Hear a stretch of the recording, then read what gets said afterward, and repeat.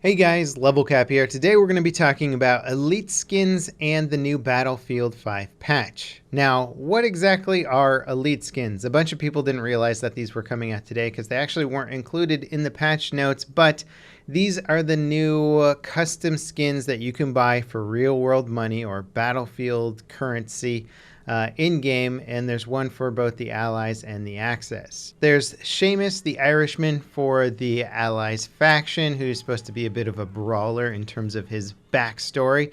Of course, he is just a skin, so you can play him for any class, which I think is actually a little bit of a letdown because he doesn't make that much sense while playing the Recon class, but you can still have Seamus equipped on every single class if you would like on your allies loadout. Then there's Ernst, who is supposed to be sort of the recon, the stealth, the guy who can blend into all environments. Ironically, his camo is actually really bad at blending into environments. With a white jacket and a red scarf, he's probably going to stick out like a sore thumb on most of the maps. They each come with their own little intro animation, which is okay, but for the most part, it's just a way to try and sell the characters a bit more. Also, they come with their own best squad animation. So at the end of the round, if your squad gets best squad, then you will not only have this skin to look at, but you'll also have a custom animation where they walk up to the outro screen and do a thing.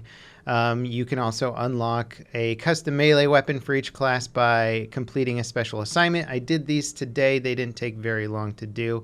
And so you can get a K98 bayonet for Ernst and a lever pipe for Seamus. And these melee weapons can be switched to any class or any loadout that you have in the game, so they're not tied in specifically to these characters. Now, what you need to know is that if you do buy one of these elite skins, you cannot mix and match the components that they come with onto other characters in your company. Aside from the melee weapons, these characters are all or nothing. Either you're playing Seamus or you're playing Ernst. And as predicted, multiple players will be wearing the same skins on the same team, and so the best squad can look a little bit goofy at the end of the game if multiple people are wearing the same skin doing the exact same animation.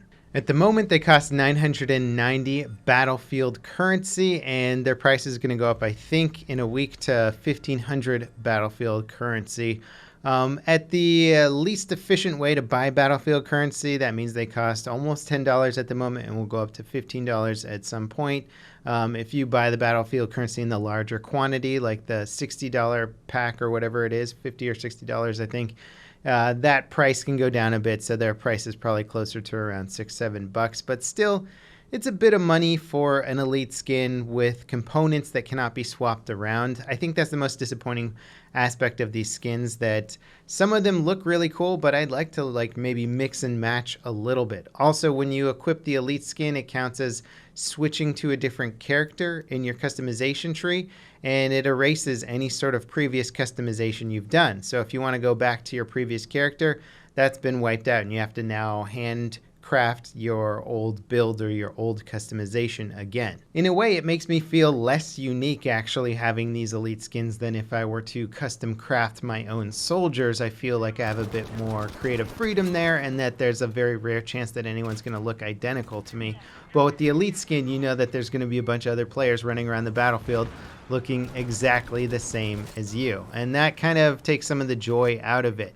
This is clearly a very much a copy and paste job from the Rainbow Six Siege elite skins. The problem with that is that Rainbow Six Siege, you can't pick the exact same character as somebody else on your team, so you're always going to be that unique person on your own team, and there's not going to be a copy of you running around somewhere. In Battlefield, these skins can be literally every single player in your squad. They can be half your team. It kind of steals some of the magic away from it. There's also allegedly a custom voice pack with these characters, so if you're issuing orders and saying stuff in game, players will hear a different voice coming from your character. So really, it's up to you to decide if the elite skin is worth the price point. Obviously, I've seen a whole bunch of people already running around with them, so there are many people who do feel it's worth the price. I think it would be much more valuable if the components were swappable, because the current skin sets that you can buy in the armory seem to be far more valuable because of their ability to be swapped and mixed and matched. Because you can't do that with these skins, it kind of sucks. And it also kind of sucks that they have very specific backstories to them or play styles allegedly associated with them. and yet you can equip them on any class in the game. That sort of takes some of the specific design of them away, which is disappointing. Like, it seems like Seamus should be assault only because he's sort of talked about as the brawler, the guy that likes to get up close with explosives, and then Ernst should be the sniper because that's how he's also portrayed. And so the fact that you can play them on any class sort of kills that backstory or that specific role that they're supposed to play.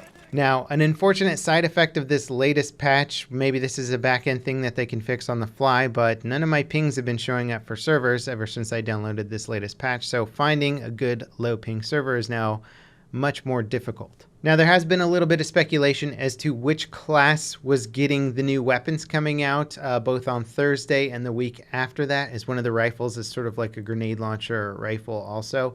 It looks like the Recon class might be getting them because they have two new weapon categories, pistol carbine and anti-material rifle. And so, yeah, I think that pretty much answers that question there. The next two guns are coming out for Recon, but it seems like the pistol carbine will give the Recon a much more aggressive playstyle potentially. So that'll be interesting.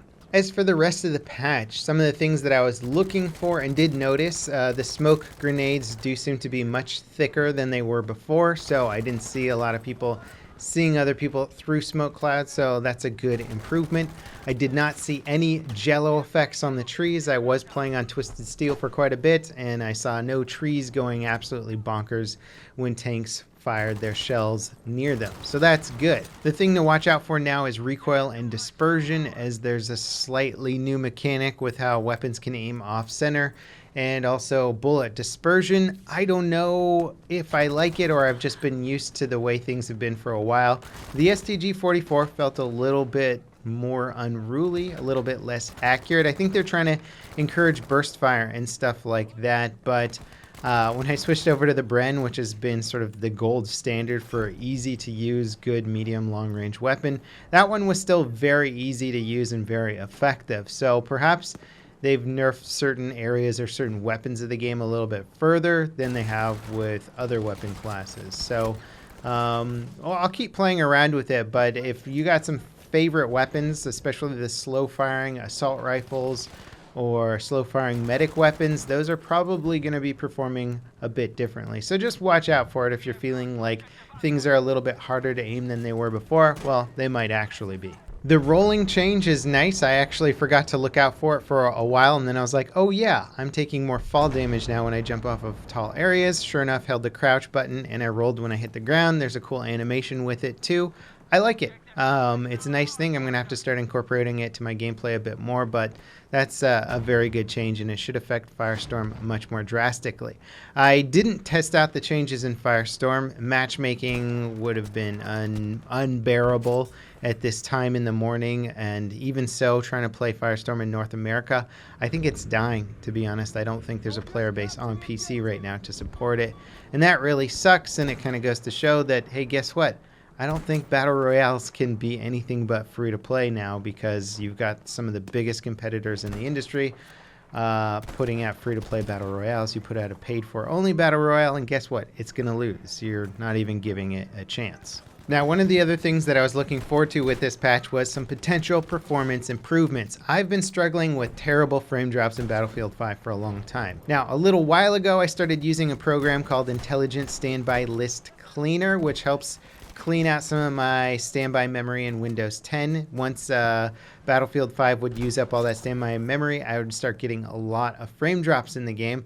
And this is a little program that I would run in the background that would actually manually clear it out. And that helped for a little while. But then they started doing other shit to Battlefield 5, and all of a sudden I started getting my frame drops back again.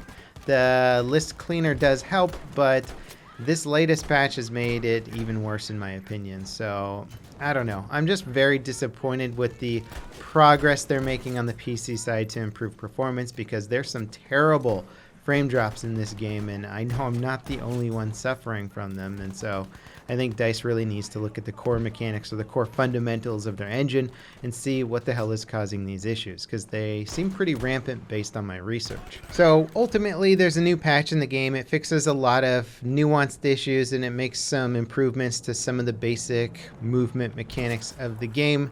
It's a small step in the right direction. I'm hoping for a bit more from DICE in general. I'd like a lot more refinement, a lot more balance going forward. No mention of the Piat or frag grenade rifle getting a nerf for infantry combat or anything like that. You know, there's a lot of annoying little things in this game right now that could use a lot of work on them, and many of them weren't touched with this patch. So anyway, it's an improvement, but a small improvement overall. And the elite skins are a bit of a letdown just because of the customization, or the lack of customization, rather.